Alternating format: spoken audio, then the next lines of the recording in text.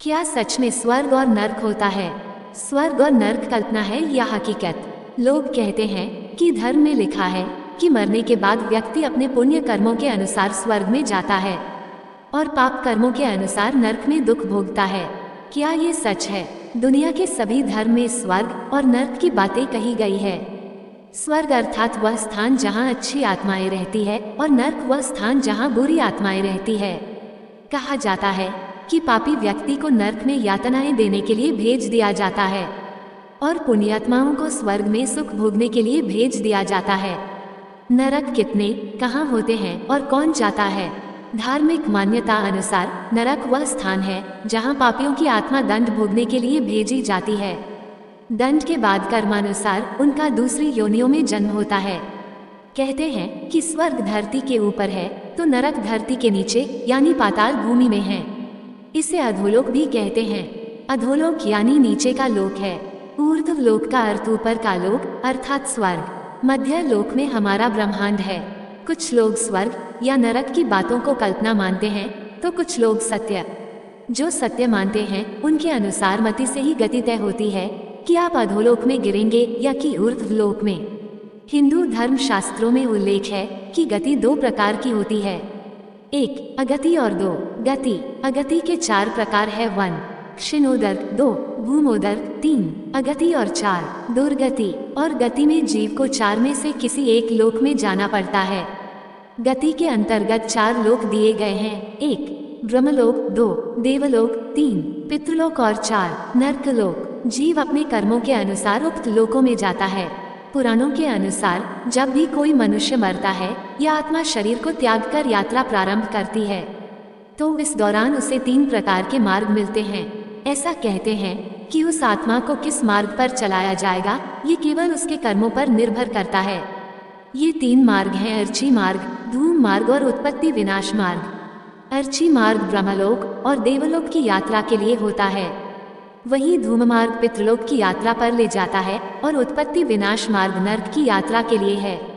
कौन जाता है नरक? ज्ञानी से ज्ञानी, आस्तिक से आस्तिक, नास्तिक से नास्तिक और बुद्धिमान से बुद्धिमान व्यक्ति को भी नरक का सामना करना पड़ सकता है, क्योंकि ज्ञान विचार आदि से तय नहीं होता है कि आप अच्छे हैं या बुरे। आपकी अच्छाई आपके नैतिक बल में छिपी होती है। आपकी अच्छाई यम और नियम का पालन करने में निहित है। अच्छे लोगों में ही होश का स्तर बढ़ता है और वे देवताओं की नज़र में श्रेष्ठ बन जाते हैं। लाखों लोगों के सामने अच्छे होने से भी अच्छा है स्वयं के सामने अच्छा बनना। मूलतः जैसी गति वैसी मति। अच्छा कार्य करने और अच्छा भाव एवं विचार करने से अच्छी गति मिलती है। निरंतर बुरी भावना में रहने वाला व्यक्ति कैसे स्वर्ग जा सकता है? ये लोग जाते हैं नरक में। धर्म, देवता और पितरों का अपमान करने वाले, तामसिक भोजन करने वाले, पापी, मूर्छित, क्रोधी, कामी और अधोगामी गति के व्यक्ति नरकों में जाते हैं। पापी आत्मा जीते जी तो नरक झेलती ही है, मरने के बाद भी उसके पाप अनुसार उसे अलग अलग नरक में कुछ काल तक रहना पड़ता है। निरंतर क्रोध में रहना, कलह करना, सदा दूसरों को धोखा देने का सोचते रहना, शराब पीना, मांस भक्षण करना, दूसरों की स्वतंत्रता का हनन करना और पाप करने के बारे में सोचते रहने से व्यक्ति का चित्त खराब होकर नीचे के लोक में गति करने लगता है और मरने के बाद वह स्वतः ही नरक में गिर जाता है। वहाँ उसका सामना यम से होता है। पुराणों में गरुड़ पुराण का नाम किसने नहीं सुना? पुराणों में नरक, नरकासुर और नरक चतुर्दशी, नरक पूर्णिमा का वर्णन मिलता है। नरकस्था अथवा नरक नदी वैतरणी को कहते हैं। नरक चतुर्दशी के दिन तेल से मालिश कर स्नान करना चाहिए। इसी तिथि को यम का तर्पण किया जाता है, जो पिता के रहते हुए भी किया जा सकता है। पाताल के नीचे बहुत अधिक जल है और उसके नीचे नरकों की स्थिति बताई गई है, जिनमें पापी जीव गिराए जाते हैं।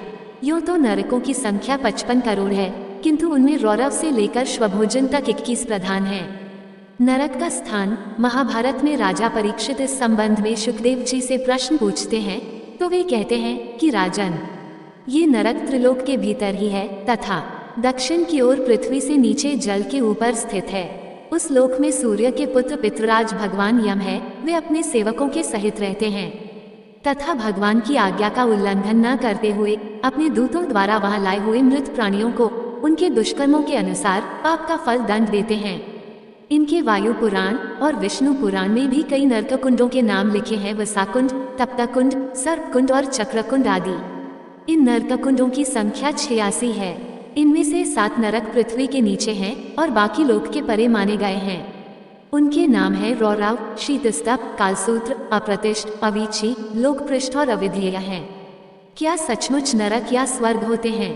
कौन जाता है नरक के द्वार? कुछ लोग कहते हैं कि स्वर्ग या नरक हमारे भीतर ही है।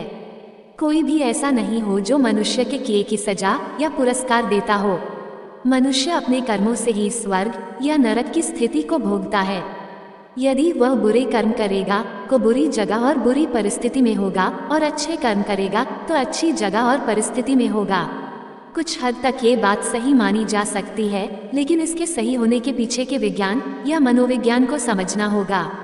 पुराणों के अनुसार कैलाश के ऊपर स्वर्ग और नीचे नरक व पाताल लोक है।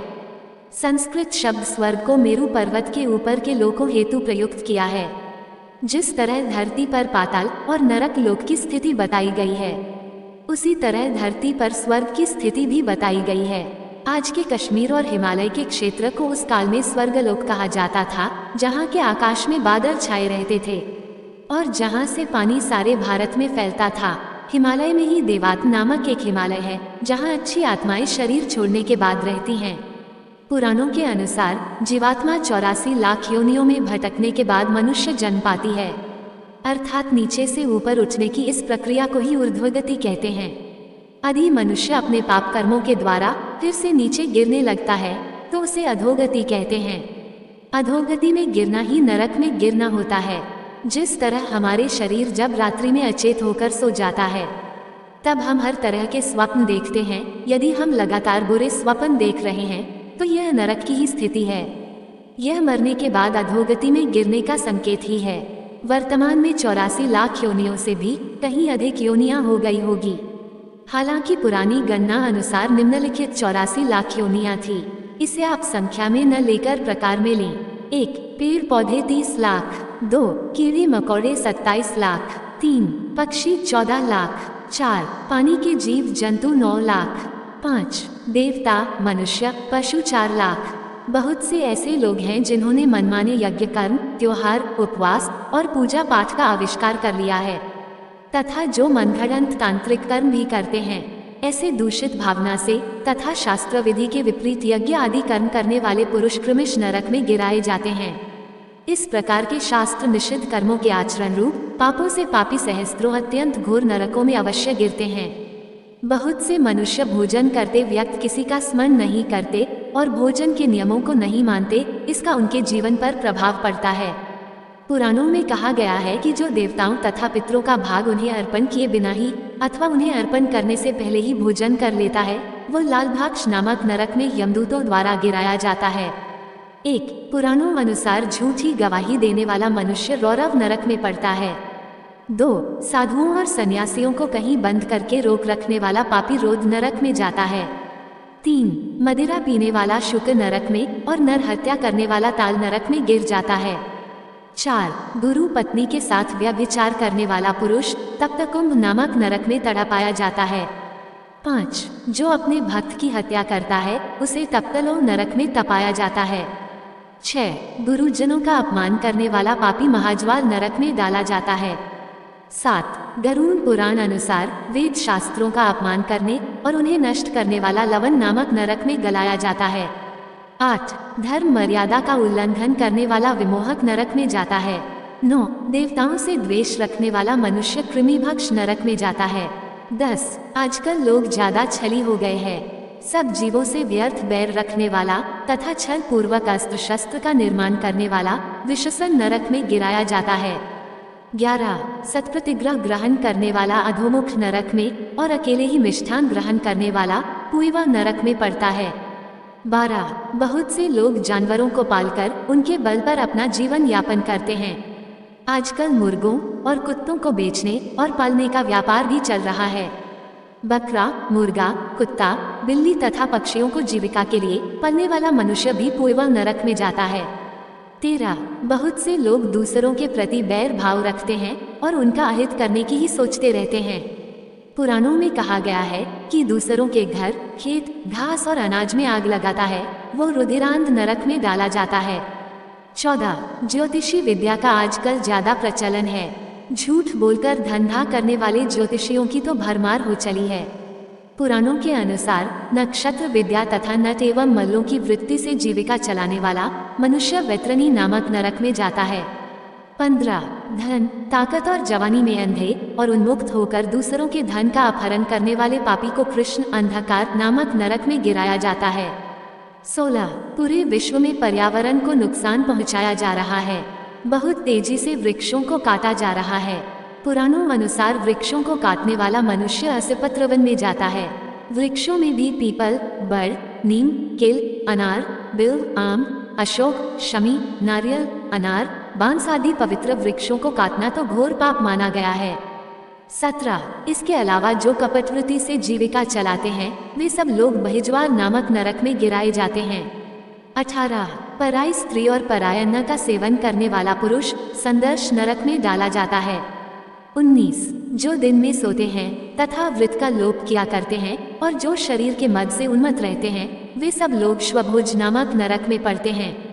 20. जो भगवान शिव और विष्णु को नहीं मानते उन्हें अवीची नरक में गिराया जाता है। दरअसल मनुष्य अपने कर्मों से ही उक्त नरकों में गिर जाते हैं। जैसी मति वैसी गति, जैसी गति वैसा नरक। नरकों से छुटकारा पाने के लिए विद्वान लोग वेदों का पालन करने की सलाह देते हैं। वेद पठन, प्रार्थना और ध्यान से ही नरकों से बचा जा सकता है। जय श्री कृष्ण। दोस्तों, आपको ये जानकारी कैसी लगी कृपया कमेंट करके जरूर बताएं। वीडियो पसंद आया हो तो लाइक करें और ऐसी ही और भी बहुत सारी कहानियों को सुनने के लिए चैनल को सब्सक्राइब जरूर करें।